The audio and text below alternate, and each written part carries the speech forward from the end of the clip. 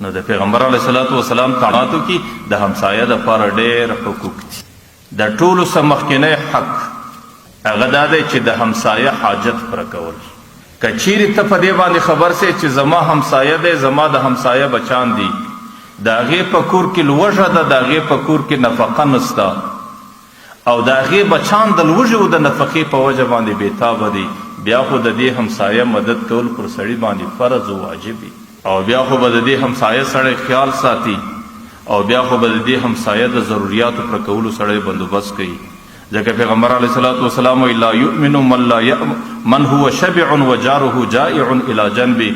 زما امت کې هغه سړي ته مسلمان مؤمن نه ویل کېږي چې دی په خپله په نس باندې موړ دی او د ده همسایه د ده څنګ ته لوږه زندګي تېروي. چې کم څوک د همسایه د لوږې په حالت کې د همسایه د حقوقو خیال نه ساتي، پیغمبر علیه الصلاۃ والسلام وایي هغه سړی کامل مؤمن نشي بلل کېدی.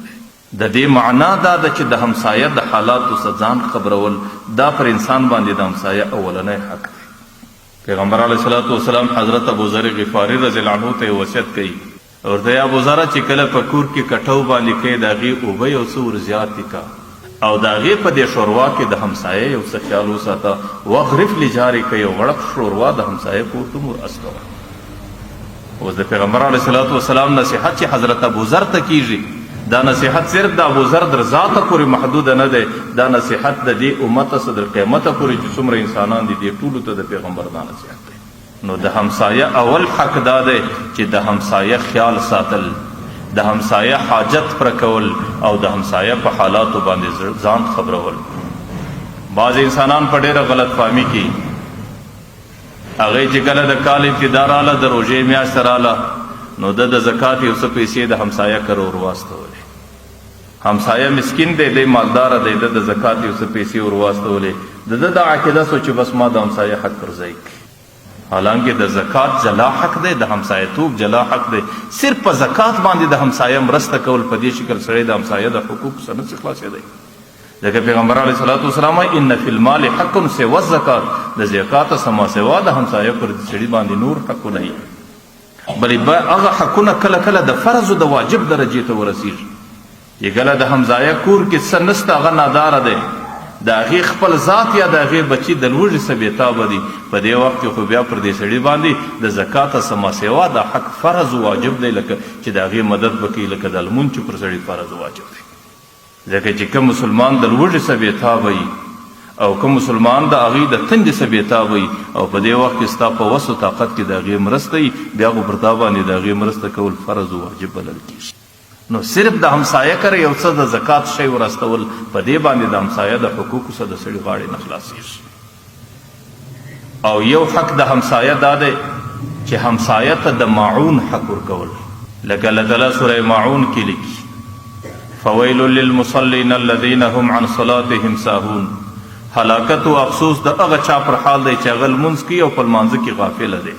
او د دې سره سره چې کم عمل کوي الذین هم یراؤون، چې هغه عمل پر ریاکاري باندې کوي، او یمنعون الماعون، او د انسانانو څخه د ماعون حق راګرځوي. ماعون څه ته وایي؟ ماعون قرآني اصطلاح د روزمره شیان، لکه د یو همسایه بل همسایه ته ضرورت، یاره زموږ په کور کې نن بیلچه نسته، بیلچه راک، زموږ په کور کې ریړۍ نسته، ریړۍ راک، زموږ په کور کې نن مساله نسته، لږ مساله راک، زموږ په کور کې لږ مالګه نسته، نن مالګه راکه.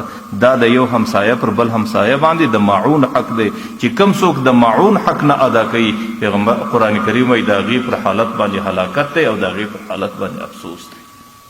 لیکن پر یو مسله باندې سر خلاصول هغه دا ده چې د ماعون په حق کې لوی لوی بیش قیمته قیمتي شیان نه راځي چې سړی هغه همسایه ته ورکړي او بیا د هغې پر ضایع کېدلو سړی ډېر بیریږي، او د هغې په ضایع کېدلو سړی ډېر پریشان وي، او د هغې د لاسه صفیستلو باندې سړي ته تکلیف وي.